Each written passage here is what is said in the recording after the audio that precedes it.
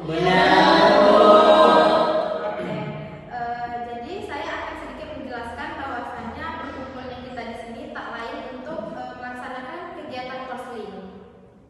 Mungkin teman-teman sudah mengetahui atau minimal mempunyai gambaran tentang konseling kelompok, dan kini saya akan mempertegas lagi pengertian dari konseling.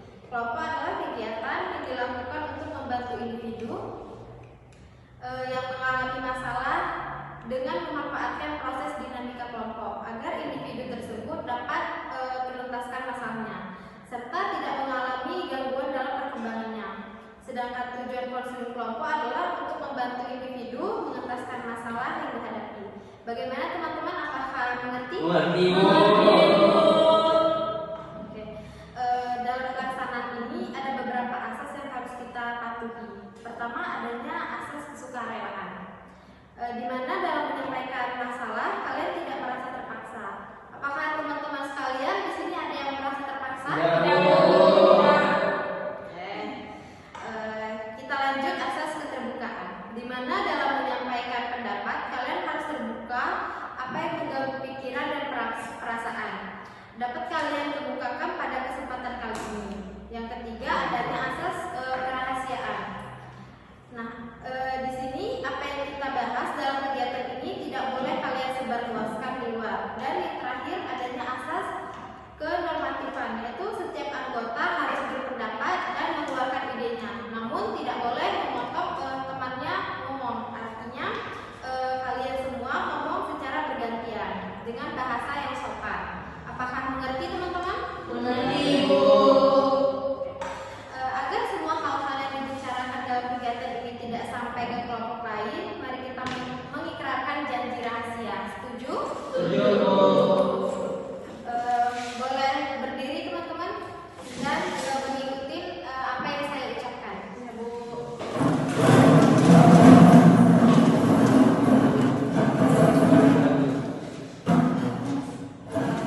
Kami berjanji. Kami berjanji Tidak akan membocorkan.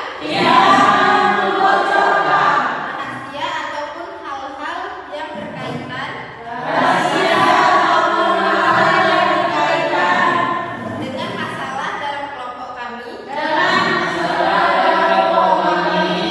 Kepada orang lain. Selain anggota kelompok kami.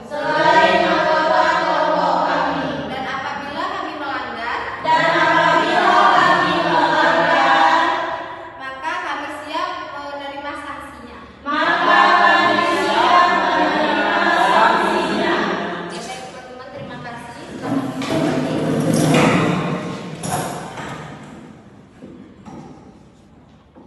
Baik, untuk kesepakatan waktu agar kelompok ini dapat berjalan secara teratur dan efisien serta tidak mengganggu waktu kalian, kegiatan ini akan berlangsung kira-kira menurut teman-teman sekalian berapa menit? 35 menit aja, Bu. Bagaimana kalau 15 menit saja, Bu? Saya sepakat, Bu.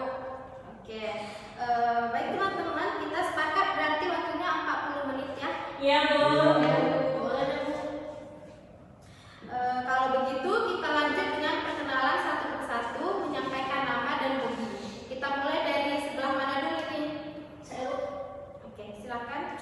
Perkenalkan, nama saya Yoda, saya hobinya traveling. Lanjut. Perkenalkan, nama saya Haikal, hobi saya main di. Perkenalkan, nama saya Juli, hobi saya menonton YouTube. Perkenalkan, nama saya Aisyah Cernova, hobi saya makan. Perkenalkan,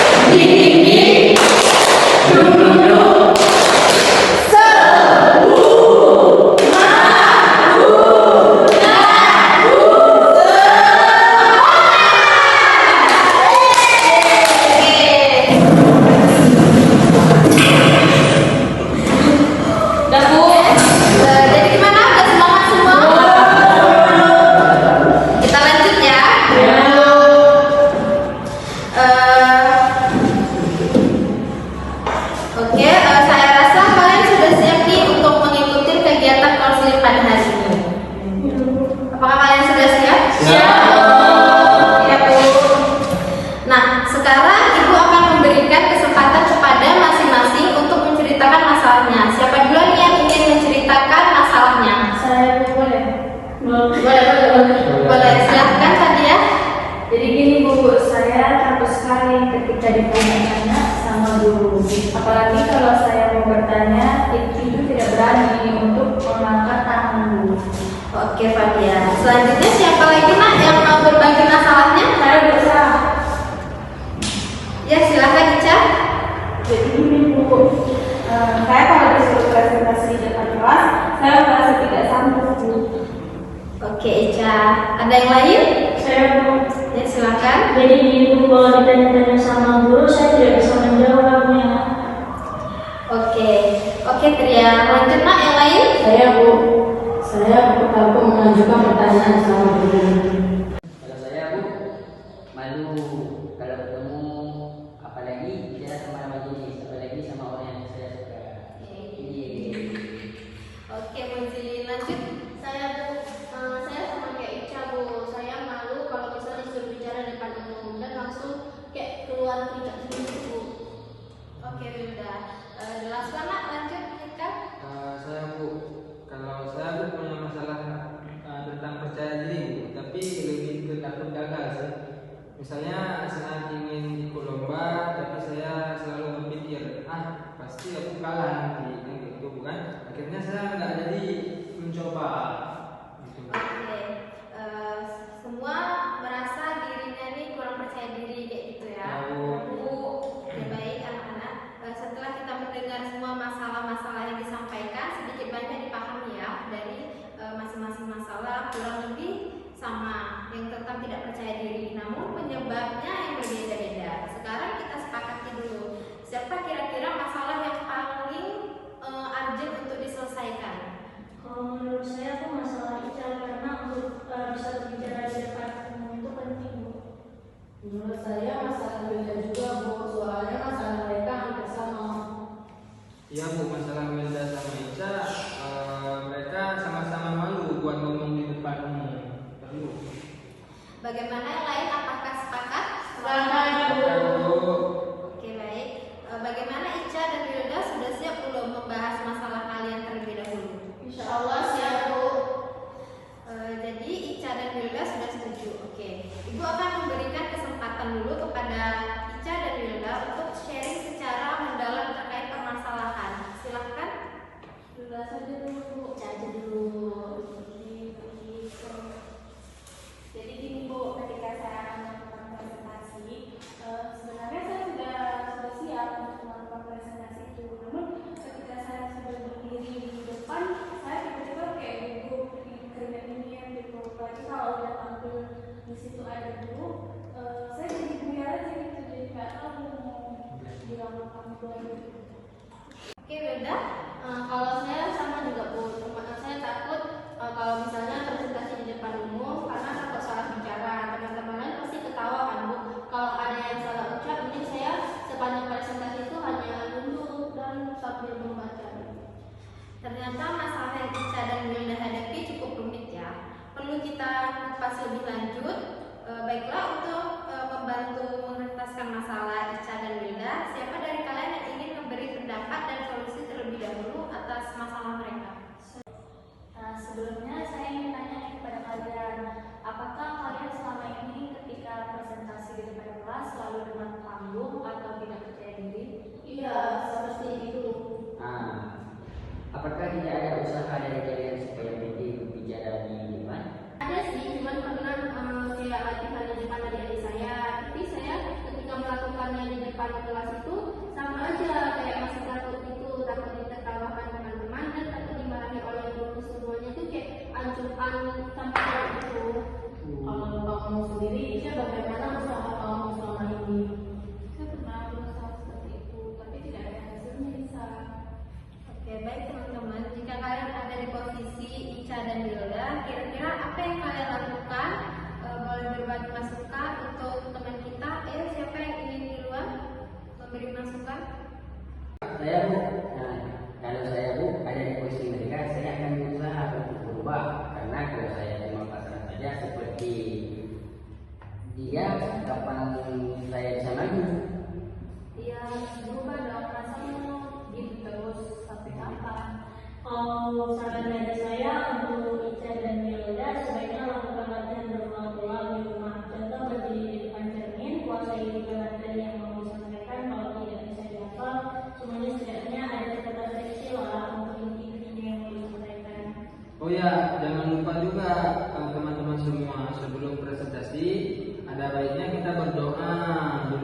dilancarkan.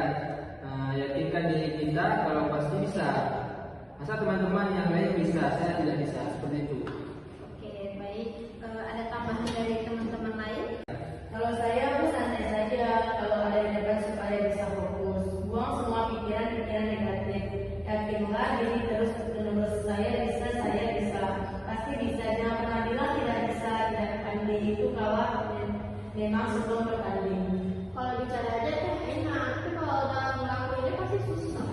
Iya, apalagi kalau kita misalnya ngomong di depan, terus kita salah kata, pasti nanti ditertawain sama teman-teman yang lain.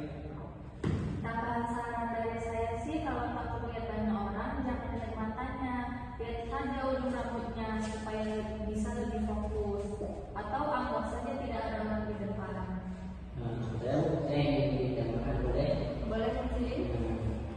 Menurut saya berdiri di kabupatennya sebelum kayak pemenang sendiri, insya Allah bisa itu teman-teman yakinlah. Seru ya tanggapan-tanggapannya. Nah, saran dari teman-teman Ica dan Wilda, apakah ada hal yang bisa dilakukan supaya bisa pede kalau berbicara di depan teman-teman kelasnya? Iya Bu, saya merasa masukan dari teman-teman itu semuanya benar, akan sama membantu saya ke depannya supaya bisa percaya diri tampil di depan teman-teman di kelas. Itu berusaha melakukan yang saya berusaha. Kalau Ica bagaimana? Kalau saya agak berat sih Bu, tapi saya akan berusaha terus untuk bisa, karena kalau ada diri saya sendiri dari siapa lagi. Terima kasih atas saran-sarannya. Oke, kita semua sudah mendiskusikan masalah Ica dan Wilda. Ibu bisa menarik kesimpulan kalau Ica dan Wilda sudah mulai menyadari ada sesuatu yang harus diubah agar bisa tampil lebih percaya diri berbicara di depan teman-teman. Jadi jika nanti ada tugas untuk berbicara di depan kelas, kalian berdua sudah lebih pede lagi. Ya, bisa. Bagaimana perasaan Ica dan Wilda setelah melakukan sesi konseling kali ini?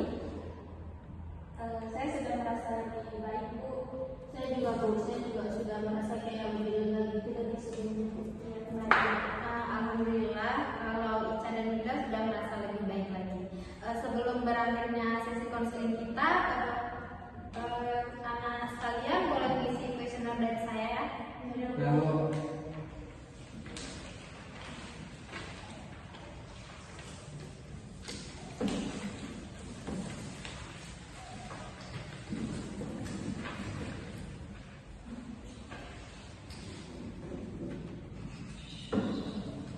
Sudah mau.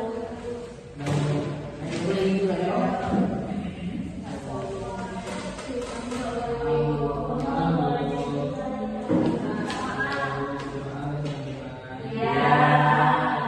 Oke, baik teman-teman semuanya, sudah ikut berpartisipasi dalam kegiatan hari ini.